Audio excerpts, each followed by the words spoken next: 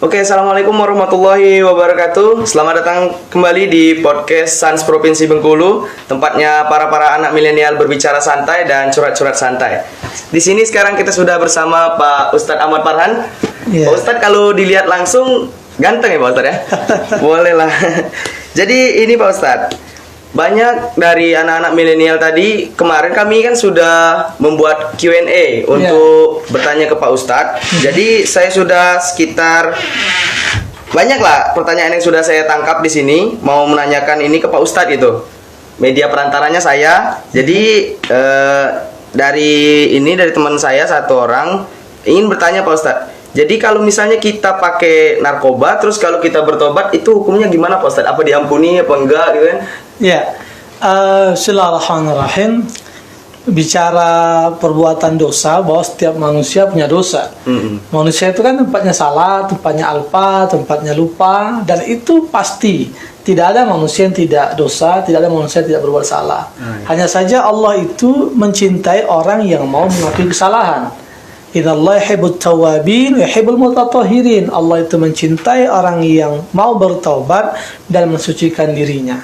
Nah, baik dia pengguna narkoba, baik dia dulu tukang mabok, baik dia dulu mungkin pezina, sepanjang dia memang mau mengakui kesalahan, bertaubat. Taubat itu dengan satu niat yang kuat dan terus bahwa pengen berubah benar-benar berubah. Iya, jadi niat itu ditunjukkan dengan penyesalan. Dia menyesali dulu makai narkoba, dia nyesel banget dulu dia makai obat-obatan yang terlarang, lalu dia menangisi. Jadi penyesalan dengan tangisan itu menjadi salah satu indikator pertaubatan. Jadi memang dia menyesal, dia nangis, ya, kemudian berjanji kepada Allah untuk tidak mengulangi. Berjanji kepada Allah untuk meninggalkan semua aktivitas, semua lingkungan, semua hal-hal yang berpotensi mengembalikan dia kepada perbuatan yang sama. Nah, yang keempat, dia tunjukkan perubahan itu dengan melakukan kebaikan. Jadi kalau orang bertobat katanya, ya Allah aku pengen tobat dari narkoba, aku nyesel, tapi masih berteman dengan yang pecandu, masih merempet orang-orang yang suka make, ya gimana mau tobat?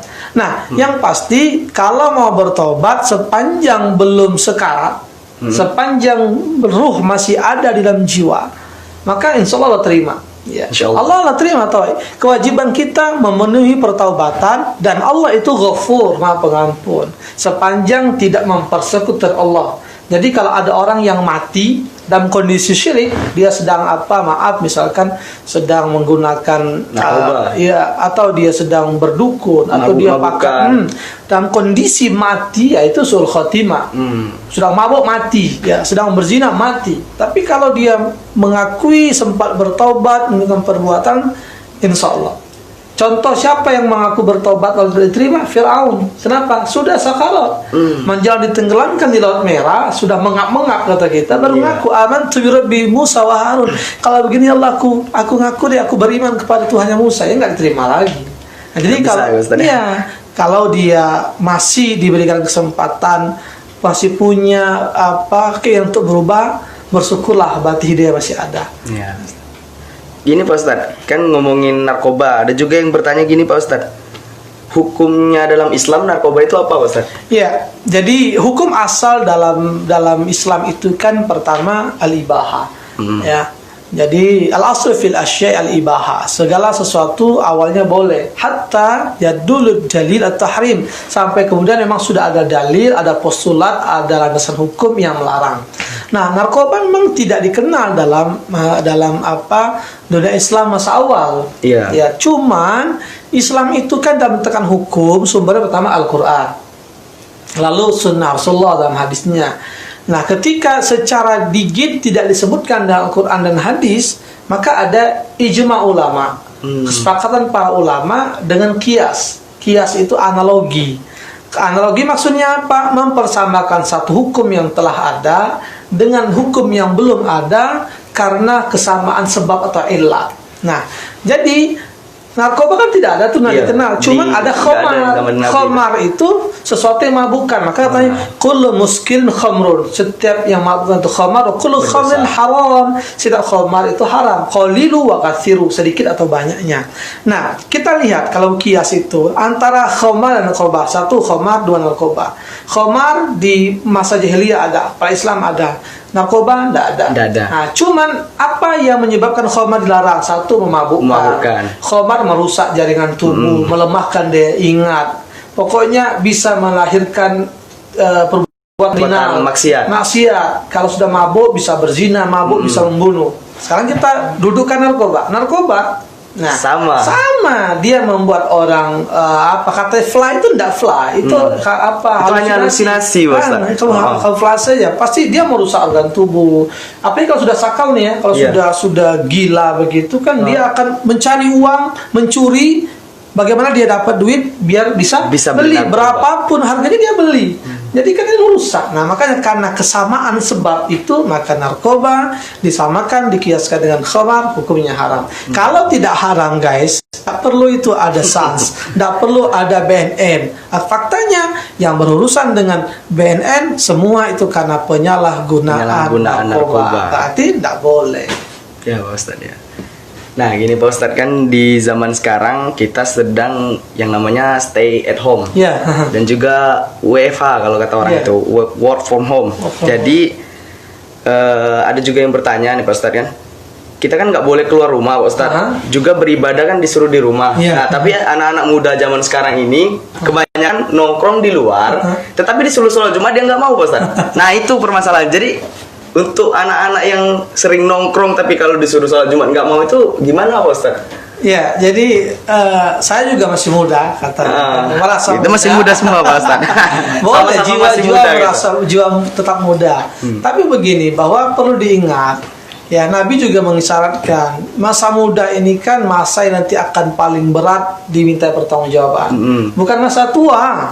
Kata Nabi itu ansyababi fi ma'abla. Kamu yang muda, bro, ente masih muda, nanti akan ditanya banyak. Bukan ketika tua. Kenapa? Kalau sudah tua nggak akan bisa produktif lagi. Iya, kalau ibadah mungkin nggak kuat. Kalau mau kerja juga sudah nggak kuat. Nah muda ini ditanya ansyababi fi ma'abla. Ketika muda ngapain aja? Umur mau dikasih kemana?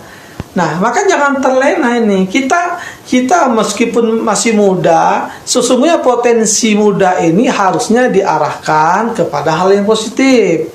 Kalau sudah nongki-nongki, cantik, nongkro tapi tidak ada nilai, apalagi kan sudah jelas ya, apa yang dilarang, apa yang dihimbau itu Oleh kan pemerintah, aturan. ya. Maka Nabi dalam hadis Imam Muslim dari Abu Hurairah mengatakan, "Manahaitu anhu fajtanibu." Kamu semua, apapun yang dilarang Nabi maka tinggalkan. Itu ketika Nabi menyampaikan. Konteksnya dalam hari ini stay at home, work from home. Yang dilarang pemerintah, dihimbau, jangan berkerumun, jangan nongkrong-nongkrong, maka lakukan. Kenapa? Karena itu adalah satu kebaikan. Ma'amartukum bi fa'tu bihi masa'tum. Apapun yang diperintahkan maka lakukan sesuai dengan kemampuan kamu. Tapi jangan cari pembenaran dong. Ini gara-gara corona dijadikan alasan nggak Jadi Jumatan. gara-gara corona nggak Iya, Jumatan, gara-gara corona nggak ke masjid, Nggak ke Ustaz. masjid, Padahal nongkrong. Nah, kalaupun ada himbauan, ini kan dalam rangka menghindarkan mudarat. Maka ibadah di masjid bisa waktu saat ini dipindahkan ke Dipindahkan ke rumah. Maka jadikanlah aura chemistry masjid itu di rumah. Nah, tapi kalau nongkrong-nongkrong ini kan jelas. Nah, jadi benar ini bahwa jangan terlena. Karena memang menyesal itu selalu datang belakangan. Kalau di luar namanya pendaftaran. Nah ini Pak Ustadz, juga dari anak Sans Kepahyang itu ada yang bertanya, bagaimana kalau orang tua kita belum membolehkan kita untuk bercadar Pak Ustadz? Ya, jadi persoalan cadar itu memang dalam Islam ada dua pandangan besar. Ya, satu yang mewajibkan, dua yang membolehkan. Maka secara umum juga bisa kita pahami bahwa ketika dikaitkan dengan hukum aurat perempuan itu kan yang mazharu minha, yang biasa cuman yang tutuplah semua badan itu kecuali dari apa yang biasa tampak daripadanya. Maka ketika sholat, perempuan itu wajib menutup semua anggota tubuhnya kecuali wajah dan telapak tangan. Maka wajah dan telapak tangan ini cuma sebagian disebut tidak termasuk aurat.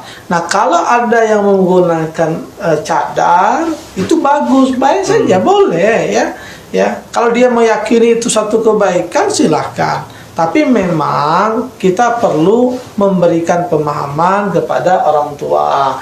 Kenapa? Boleh jadi orang tua tidak mudah untuk menerima. Orang tua punya pertimbangan, orang tua punya alasan. Nah, kita sebagai anak sembari mendengar ke alasan juga mempersiapkan waktu, mengkondisikan diri, menguatkan hati, kemudian tetap berdialog, berkomunikasi pada orang tua tentang sikap yang akan kita ambil dalam bercadar itu. Jangan sampai kita memaksakan keinginan kita dan alasan untuk beribadah tapi tidak mendapatkan ridho orang tua. Ya, kalau pada saatnya nanti orang tua juga tidak memberikan restu, ya kita juga harus menata hati ya, karena memang itu bukan satu kewajiban ansi yang seolah-olah kalau kita tidak menutup muka dengan cadar kita berdosa. Ya, tinggal kemudian bagaimana yang lain kita jaga, tentang aurat kita, cara berbicara kita, cara berpakaian kita, interaksi kita, itu jauh lebih penting kan, biar tidak menjadi fitnah. Apalagi orang tua mungkin memang belum siap, tetap sampaikan saja, ya terkomunikasi itu ya.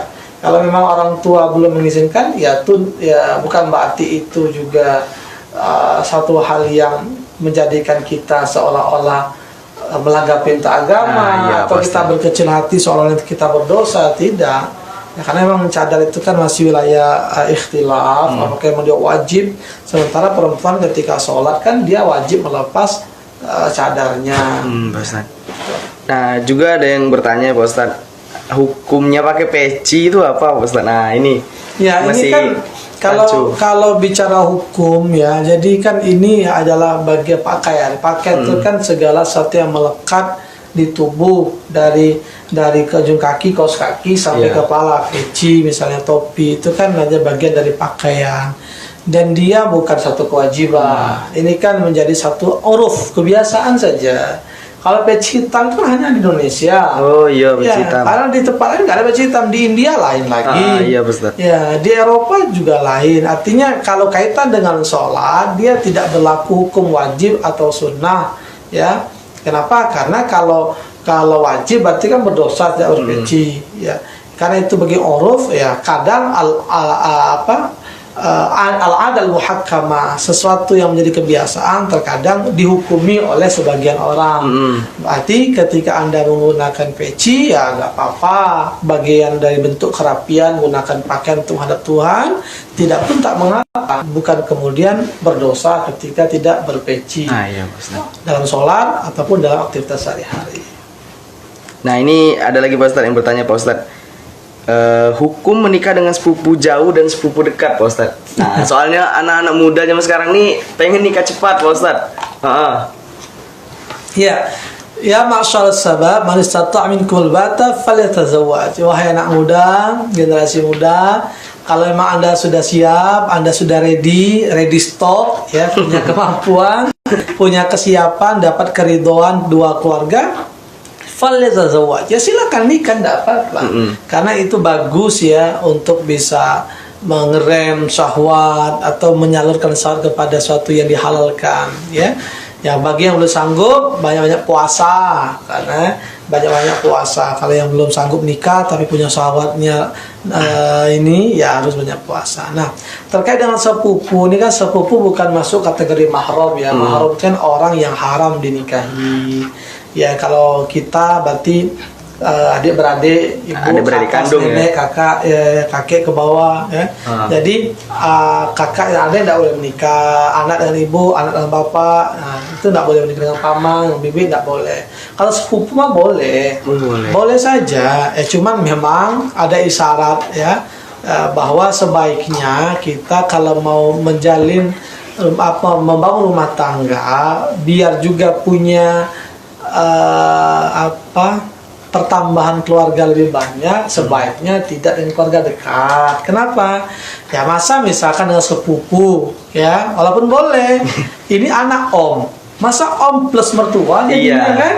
Ya sepupu plus suami, sepupu plus istri.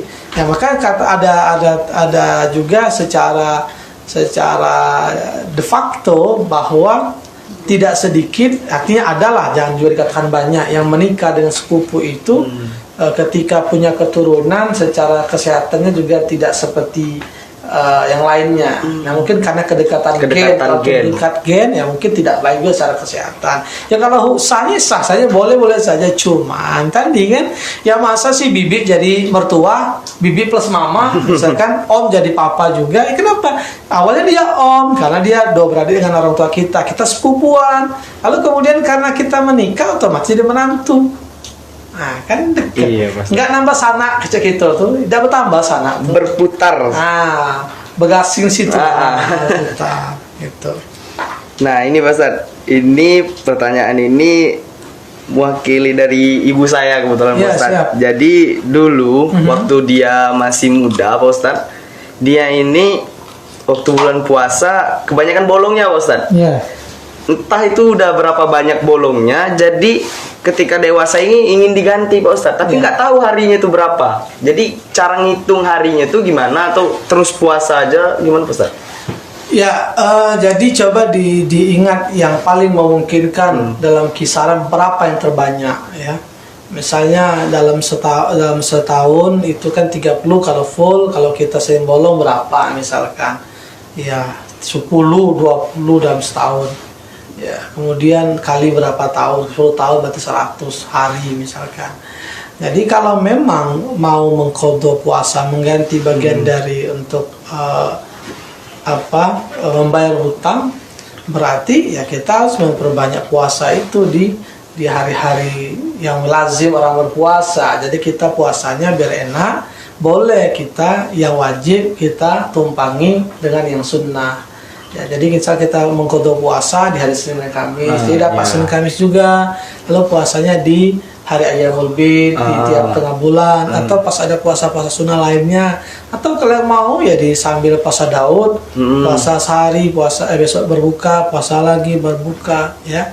Dengan meminta kepada Allah Subhanahu wa taala bahwa kita mengakui kesalahan di masa lalu, keteledoran dan puasa yang ditinggalkan, kita berjanji untuk mengganti sesuai dengan kemampuan. Ada niat kita untuk lakukan ya, dan kita berusaha konsisten terhadap apa yang kita lakukan itu. Pokoknya niat, ya Allah aku mengganti puasa aku, seingat aku 100 hari ini sudah bayar 100 hari. Jadi tadi harusnya bisa dinikan saja biar tidak berat kan, diniatkan dengan puasa sunnah yang lain. Karena kalau Senin Kamis kan lazim puasa, kita ketika puasa juga nggak terlalu ini kan, ada acara sedang puasa. Iya, Ustaz. Tapi kalau puasa di hari lain kan mungkin nanti ada acara lain, hari Minggu ada kondangan, ada pesta dan seterusnya. Nah ini Ustaz, hukum untuk bermain musik, bermain alat musik. Nah itu gimana hukumnya Ustaz? Ya sama seperti tadi bahwa kalau kaidah fikih al-aslu fil asya'i al-ibaha itu perkara semua awalnya itu adalah boleh. Ya boleh sampai kemudian ada dalil, ada ilat yang melarangnya. Nah, karena musik ini kan kajiannya sudah banyak melakukan, menjelaskan termasuk ahli hidayat. Ya sepanjang kemudian satu, apa yang dilakukan dari kegiatan musik itu, kedua apa yang dihasilkan dari perbuatan musik itu, ketiga kandungan atau konten atau lirik apa yang muncul dari musik itu. Kalau semuanya isinya mudarat bisa saja menjadi haram, karena kan perkara hukum itu kan ketika dia wajib berarti dilakukan dapat pahala, ditinggalkan dapat dosa. Kalau haram dilakukan dia berdosa, ditinggalkan dia dapat pahala. Kalau sunnah sebaiknya dilakukan dia dapat pahala. Kalau makruh sebaiknya ditinggalkan kalian dapat pahala. Yang keempat, yang kelima, dia boleh-boleh saja.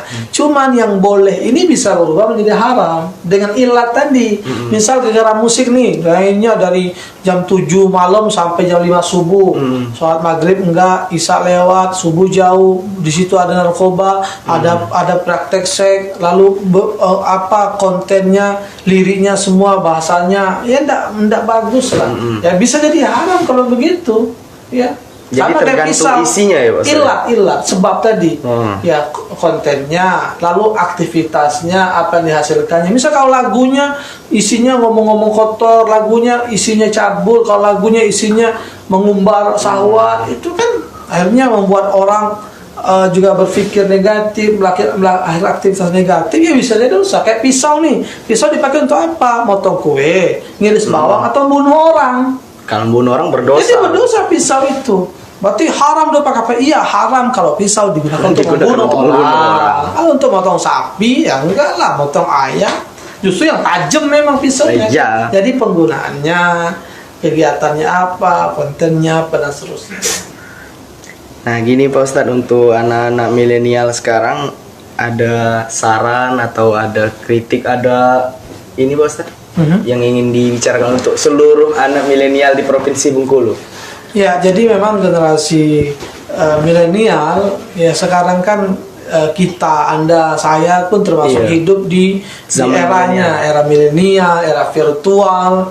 Ya, tentu kita dihadapkan dengan dua dunia sebenarnya. Dunia maya dan dunia nyata, dumai dan duta. Berarti lebih berat. Orang-orang tua kita dulu hanya dunia nyata saja. Walaupun hari ini juga sudah ikut-ikutan dunia maya. Karena ada nenek-nenek juga aktif di sosial media, punya grup WA dan seterusnya. Artinya apa? Kita memang dituntut untuk lebih bijak, untuk lebih aktif, lebih progresif, lebih melakukan hal yang positif. Misalkan penggunaan sosial media ini kan banyak hal yang secara konten, secara muatan itu bisa memberikan dampak positif kalau kita yang mendahulukan, kita yang mengawali. Karena misalkan kecanggihan teknologi ini kan tidak jarang juga menjadikan anak muda melakukan hal-hal yang ya bahasanya ngeprank atau sekedar having fun, kan jauh dari kata manfaat. Gamer, game saja. Ya silakan, harusnya juga bisa diisi dengan yang positif. Banyak hal, karena potensi muda itu luar biasa nih. Seperti saya sampaikan tadi, masa muda akan ditanya, kenapa secara fisik dia kan gagah nih. Harusnya dengan fisik yang gagah, dia tidak lagi sholatnya cuma sekali sehari, tapi 5 kali. Justru dengan fisiknya prima, harusnya juga kuat untuk puasa sunnah, berbuat kebaikan. Kalau sudah tua, sudah sisa usia, sisa tenaga, nggak maksimal. Makanya jangan sampai masa muda ini ya dijadikan masa yang memang kita banyak berbuat salah dan dosa. Masa muda, masanya apa, masa yang berapi-api. Masa yang berapi-api itu ya. Kalau saking berapi-api panas membakar. Iya. Senggol dikit. Ya. Itu. Iya. Ya udah Pak Ustadz, pertanyaannya udah habis dari para anak-anak SANS, para yang lain. Jadi mungkin sampai sini dulu podcastnya. Ya. Semoga Pak Ustadz sehat selalu. Amin. Dan kita semua juga diberikan keberkahan oleh Allah Subhanahu wa taala. Iya. Oke, sekian dari saya sebagai podcaster dan dari Pak Ustadz Ahmad Farhan. Ya. Sampai jumpa lagi di podcast selanjutnya dan see you next time. Dadah. Wassalamualaikum warahmatullahi wabarakatuh.